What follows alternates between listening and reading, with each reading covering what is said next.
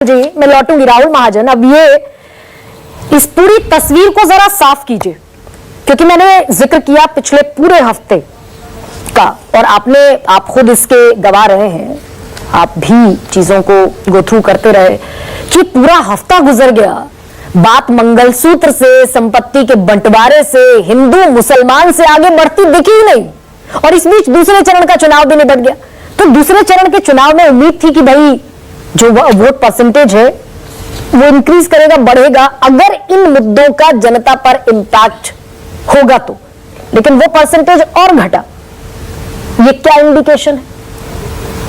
देखिए, मैं परसेंटेज घटने बढ़ने का कोई इंडिकेशन नहीं मानता, और मैं इसको लेकर बहुत सारा डेटा दे सकता हूं कि ऐसा कुछ नहीं होता। अगर विधानसभा चुनावों को आप देखेंगे तो जहां मध्य प्रदेश में परसेंटेज बढ़ा कोई चेंज नहीं हुआ, राजस्थान में परसेंटेज बढ़ा कोई चेंज नहीं हुआ, एक दो और जगह मुझे पता है कि वो परसेंटेज घटा तब भी चेंज हो गया। तो बहुत सारी चीजें हैं, मतलब ये ऐसा कुछ इंडिकेशन ये नहीं देता, ऐसा कुछ नहीं है। और आज इन चुनावों में, सेकंड फेज के भी चुनावों में मैं आपको दिखा सकता हूँ ऐसी बहुत सारी, अब क्योंकि मुस्लिम समुदाय की बात हो रही थी, बहुत सारी ऐसी मुस्लिम समुदाय की सीटें हैं बिहार में और असम में, जहां पे कई बार बढ़ा तो कैंडिडेट चेंज हो गया, कई बार घटा तो कैंडिडेट चेंज हो गया। ये कोई इंडिकेशन नहीं है। दूसरी बात अब आती है कि बीजेपी जो इन चुनावों में, आपने कहा हिंदू मुस्लिम की बात कर रही है, कांग्रेस कहां खड़ी है इस हफ्ते के गुजरने के बाद, और बीजेपी कहां खड़ी? देखिए, बीजेपी पहले भी एडवांटेज में थी, अब भी एडवांटेज में है, ये हम को पता है। अब अगर हम पिछले सेकंड फेज के चुनावों की बात भी कर लेंगे तो मेरे ख्याल से 88 में से 50 से ज्यादा सीटें उसने पिछली बार जीती थी। हाँ।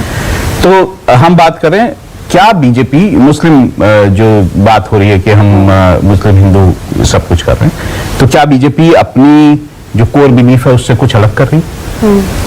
आप 84 से आगे का पूरा इतिहास देख लीजिए, जब बीजेपी ने हिंदुत्व का मुद्दा उठाया था, खासतौर से राम मंदिर का मुद्दा जो है अपने मैनिफेस्टो में 89 में जब लेके आए थे, उससे पहले से 84 में जब बीजेपी ने यह तय कर दिया था कि उसे हिंदुत्व की राजनीति करनी है, तो क्या वो उससे कुछ चेंज कर रही है?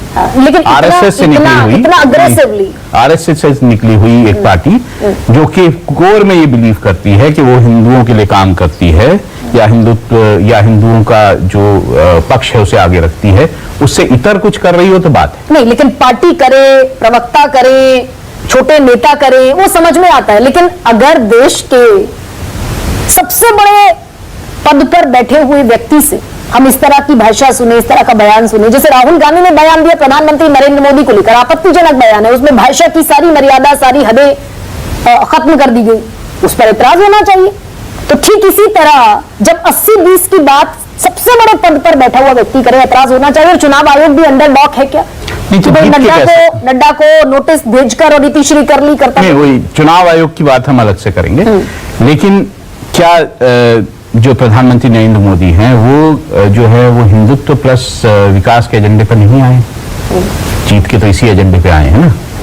तो वो अगर ये बात कर रहे हैं तो क्या मतलब, मुझे उसके ऐसा कुछ नहीं लगता कि कुछ अलग से बात कर रहे हैं। अब मैं बात करता हूँ, देखिए ये बोला गया कि कांग्रेस में मनमोहन सिंह जी ने जो बात कही वो शायद मुसलमानों की बात नहीं की। मैं आपको पढ़ के बताता हूँ, तो मैं ऊपर का पोर्शन इसलिए नहीं पढ़ रहा हूँ क्योंकि he was talking about several sectors को किस तरह से जो है उसको बढ़ाया जाए। उसके बाद he says he will have to devise innovative plans to ensure that minorities, particularly the Muslim minority, are empowered to share equitably in fruits of development. They must have the first claim on resources. क्या प्रधानमंत्री को ये बोलना चाहिए था तब?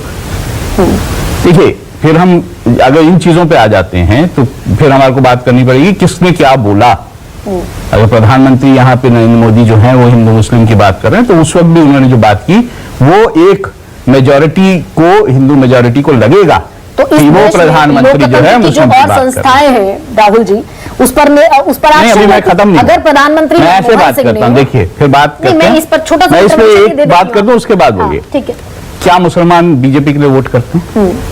हम इस पे कई बार डिबेट कर चुके हैं। मेरी समझ से नहीं करते, आपकी समझ से भी शायद। तो आपको क्यों लगता है कि बीजेपी का कोई भी नेता मुसलमानों की बात करेगा? वो तो करेगा भी हिंदुओं की बात भाई। जब आप कॉन्स्टिट्यूशन को परे रख कर, राहुल कॉन्स्टिट्यूशन को परे रख के मतलब वो ये तो नहीं कह रहे ना कि हम आपको आपके राइट्स को कोई कर्ब कर रहे हैं, अगर आप इस देश के मुसलमानों को क्योंकि बहस थोड़ी अलग जा रही है, मैं तो कुछ और सवाल पूछ रही थी आपसे, लेकिन थोड़ा क्लैरिटी दर्शकों को भी हो जाएगी। इस देश के मुसलमान जो 20% की तादाद है, उन्हें घुसपैठिया कह देना, ज्यादा बच्चे पैदा करने वाला, थोड़ा अशोभनीय है क्या?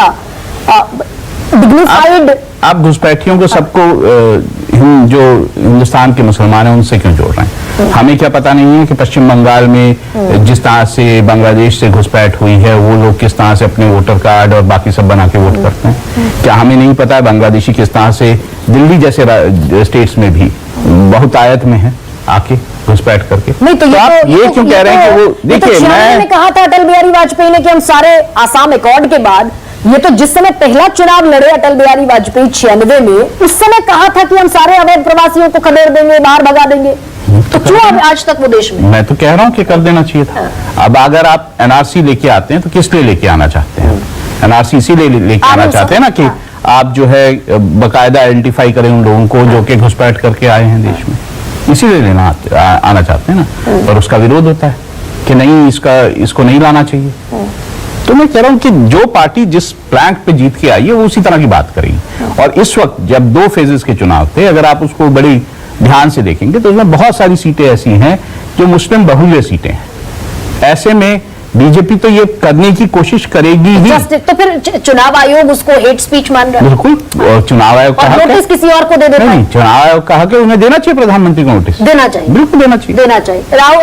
विनोद शर्मा, अब ऐसे में अगर 80-20 हुआ, पोलराइजेशन हुआ, तो सीधे सीधे फायदा किसका? I doubt. ये मुंगेरी लाल के हसीन सपने हैं, 80-20 पोलराइजेशन हो जाएगा। हम नहीं बैठे क्या मेजोरिटी वाले? कैसे 80-20 हो जाएगा? और हम जैसे अनेकों हैं जो आज के दिन मंगलसूत्र पे चर्चा कर रहे हैं जमीन पर। The sense of imagery of the honourable prime minister, उसमें बातचीत हो रही है। मेरे साथी राहुल के नेम से, राहुल देव के नेम से, वो कह रहे हैं, बड़ा कन्वीनियंट आर्गुमेंट है कि जो पार्टी जिस तरह से उसका मिजाज होगा, जिस तरह से वो इलेक्शन जीत सकती है, उसी तरह से जीतेगी। संविधान की 4 दीवारों के बीच जीतेगी कि बाहर जीतेगी? आज के दिन इस देश में अगर सुप्रीम कोर्ट तत्पर हो जाए और इलेक्शन कमीशन तत्पर हो जाए तो नतीजा सामने आ जाएगा। वो है नहीं टीएन शेषन आज के दिन, लाइन में लगा देता था सबको। नहीं विनोद जी, लेकिन बीजेपी का एक आर्ग्यूमेंट इस पर है, एक और आर्ग्यूमेंट भी है बीजेपी का। कर्नाटक में जो ओबीसी रिजर्वेशन की कैटेगरीज थी, वो 5 कैटेगरी, उनमें से 2 कैटेगरीज में से बाकी समुदाय को निकालकर मुस्लिमों को अकोमोडेट करना, धर्म के नाम पर अकोमोडेट करना, जिसमें अपर कास्ट मुस्लिम भी, उनको अकोमोडेट करना। अरे आज के दिन कर्नाटक में देवेगौड़ा किस तरफ है? वही लाया था ना, चित भी इनकी, पट भी इनकी। भाई ये कोई आर्गुमेंट है क्या? हम कोई यहाँ पर इलिटरेट्स बैठे हुए हैं क्या कि हमको ये आर्गुमेंट बेचा जा रहा है? नहीं तो जनता समझ रही है क्या? ये सवाल तो ये है कि भाई जनता में कौन पेनिट्रेट कर रहा है? देखिए ऐसा है, मेरी बात सुनिए जी। आप जब इलेक्शन के रिजल्ट आ जाएंगे, उसके बाद ही ये सर्वेक्षण हम कर सकते हैं, ये एनालिसिस कर सकते हैं। आज के दिन अगर इतना तूफान आ गया होता तो 50% पे नहीं टिकी होती वोटिंग। बहुत सी ऐसी अहम कॉन्स्टिट्यूएंसीज में जहां पर उछाल आना चाहिए था। अगर ये तार झंझोर दिए थे इस क्लेम ने कि भाई आपकी रिजर्वेशन लेके और मुसलमानों को दे दी जाएगी, कैसे दे दी जाएगी भाई? कितनी बार कोशिश हुई और कितनी बार सुप्रीम कोर्ट ने उसको खत्म किया है, कैसे दे दी जाएगी? तो आप पोलराइजेशन नहीं है क्या? पोलराइजेशन ध्रुवीकरण को आप होता हुआ नहीं देख रहे हैं, कम से कम 2024। want to make one last point. Absolutely, I want to make एक लास्ट पॉइंट, पूरा मत मानो। देखिए मैं ये कहना चाहता हूं कि ध्रुवीकरण की राजनीति ये तो होता ही है, ये अप्रोच खत्म करनी पड़ेगी हमको। Everything is power for the courts. लेकिन सबको खत्म करनी पड़ेगी। Sameer sir is a regular prime minister, सबको खत्म not resigned as prime minister, his cabinet is not resigned, he is a continuum. और अगर हारेंगे इलेक्शन जब रिजाइन करेंगे, अभी वही प्रधानमंत्री हैं और केयर टेकर नहीं है। ये समीर जी Full की time बात है। से थोड़ा सा इंडिफरेंस है, ये थोड़ा सा डिफरेंस है। राहुल देव, अब मुझे ये अब कांग्रेस के मैनिफेस्टो को लेकर इतना सारा बयानबाजी सब हो ही रही है। कांग्रेस कह रही है, कहां लिखा है कि हम मुसलमानों को बांट देंगे, कहां लिखा है कि हम आम लोगों का पैसा ले लेंगे, संपत्ति का बंटवारा कर देंगे। उधर सैम पित्रोदा बैठकर कुछ और कह देंगे। तो कांग्रेस हमेशा अपने ही जाल में फंसती हुई दिखती है क्या? और ये मैनिफेस्टो को एक्सप्लेन करने की जिम्मेदारी जो कांग्रेस की है वो कर पा रही है क्या? सर के पास उतने बड़े मंच नहीं है, उसके पास बड़े चैनल नहीं हैं कि वो अपनी बात ठीक से पहुंचा सके। ठीक है, तो अब आप इसको उसकी कमजोरी समझ लीजिए, उसकी कुछ भी कह लीजिए आप, लेकिन अपनी ओर से वो कोशिश कर रही है, इसको और ज्यादा कोशिश करनी चाहिए। लेकिन यहाँ पर सवाल यह है कि उसने अपने घोषणा पत्र में जो कहा है और जो प्रधानमंत्री ने उसके बारे में कहा है, जिसको वो कोट कर रहे हैं बार बार, कोट का मतलब विद इन कोट्स, उद्धृत कर रहे हैं, वो उसको झूठ के